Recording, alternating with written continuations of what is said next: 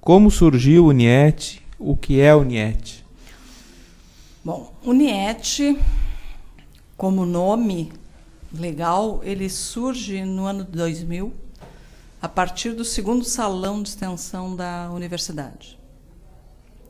Mas ele é um movimento que vem de muito longe. Ele começa já na década de 80, com boa parte dos professores hoje aposentados, infelizmente, porque isso nos reduz um pouco dos militantes desse movimento, embora eles se mantenham trabalhando junto ao núcleo. E se criou o núcleo de extensão exatamente para proporcionar isso, né? Porque os servidores públicos, quando estão aposentados, eles deixam de ter um vínculo mais legal em relação à universidade, onde eles mantiveram o seu trabalho durante tanto tempo.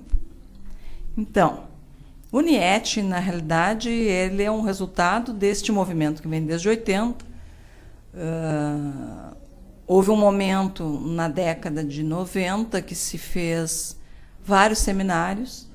Na época a gente chamava o seminário Homem Psi, e também tínhamos, então, naquela época, esse trabalho mais de acolhimento à diversidade. O NIET ele surge como resultado de todo esse trabalho. A partir da década de 80, foram agregando várias pessoas e, pela própria lógica dos componentes, a gente percebeu que deveria colocar um núcleo mais dentro do nível da extensão mesmo, para proporcionar a vinda de pessoas de fora da universidade. Bom, o que vem a ser o NIET, então, que é o que vocês gostariam de saber? Núcleo Interdisciplinar de Estudos Transdisciplinares sobre Espiritualidade. Pela própria lógica da transdisciplinaridade, dentro desse núcleo, nós acolhemos a diversidade. Então, ele não é um núcleo de espíritas, embora muitos dos seus membros tenham esta lógica espírita, né?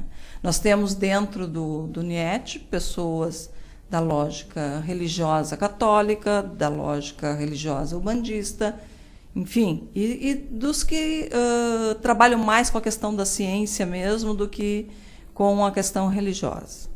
Então, transdisciplinaridade, ela necessita disso, na realidade, né?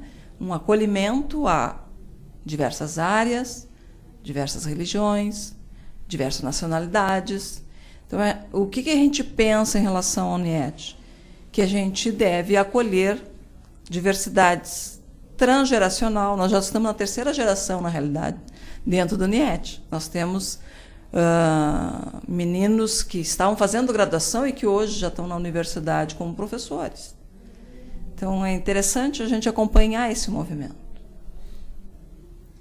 E quais são os primeiros resultados colhidos aí nesta quase que década de caminhada do NIET?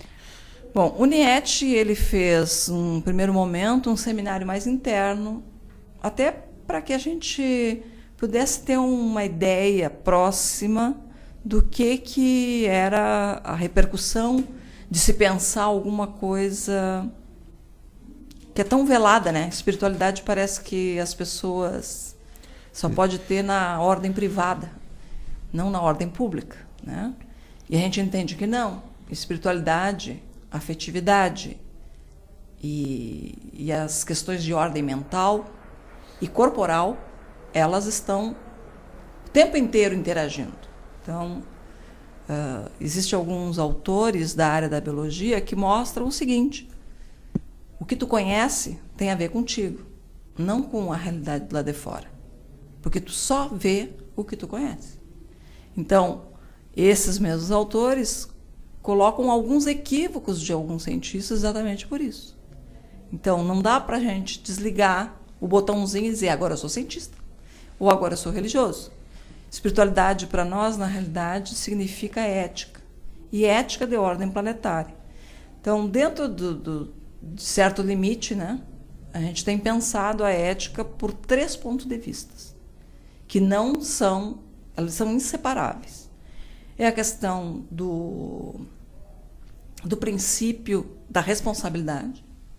Todo e qualquer indivíduo ele é responsável pelos seus atos, mesmo que não saiba da repercussão deles.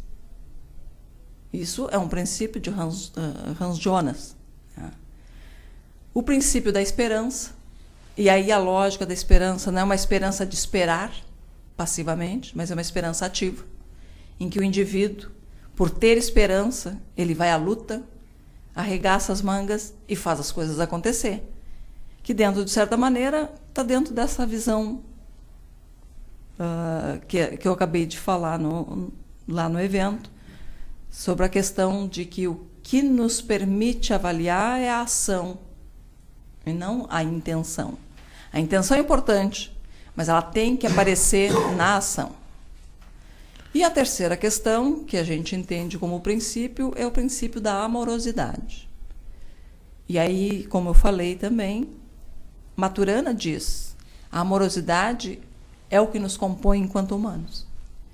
Então, a partir desses 3 princípios, que eles são interligados e não tem nenhum hierarquicamente mais importante que outro, nós estamos tentando trabalhar o autoconhecimento e as possibilidades do conhecimento do outro, desse outro que é um igual a nós. Eu vou pedir até para a doutora Miriam que nos fale também dos 4 compromissos de Dom Miguel Ruiz, que ela abordou na sua apresentação, e que os divida com os nossos, aqueles que nos acompanham pela rádio e pela TV Ferx. Pois então, os 4 compromissos, uma filosofia tolteca, colocados por Dom Miguel Ruiz, tem essa versão já em português, editada. Recomendo que as pessoas leiam e comecem a repensar suas coisas a partir daí. Ele coloca uma série de questões que eu acho fundamental para quem se diz espiritualista, que é ser impecável com a própria palavra, porque a palavra ela tem um emprego de energia. Ela significa dirigir a sua energia na direção da vontade e do amor com você mesmo. Por que ele coloca isso? Cuidado com a palavra seria fundamental, na realidade, para todos nós, porque depois que a palavra é dita, nunca mais se recolhe a energia que ela provocou. Então, isso seria fundamental se todos nós tivéssemos esse cuidado a partir do momento em que a gente estivesse um pouco alterado, irritado, brabo, né? Porque talvez assim a gente não dissesse tantas coisas, por exemplo, às crianças, tantas coisas tortas às crianças, ou aos alunos, ou aos subordinados.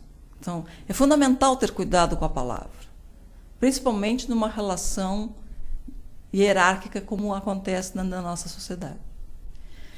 O segundo compromisso, não levar nada para o lado pessoal. Na realidade, muitas vezes nós brigamos não é com os outros, é conosco mesmo. Porque nós temos hábitos, né, que nos prendem a uma determinada situação que causam sofrimento desnecessário. E aqui eu posso fazer, inclusive, uma ponte com as questões das últimas geração de conhecimento. E os médicos sabem disso, né? O sofrimento, ele reduz a imunidade do indivíduo. A alegria aumenta a imunidade do indivíduo. Então, de certa forma, né, já lá nos toltecos, eles já sabiam disso. Não tem por que gerar sofrimento, quando a gente sabe que tudo é passageiro.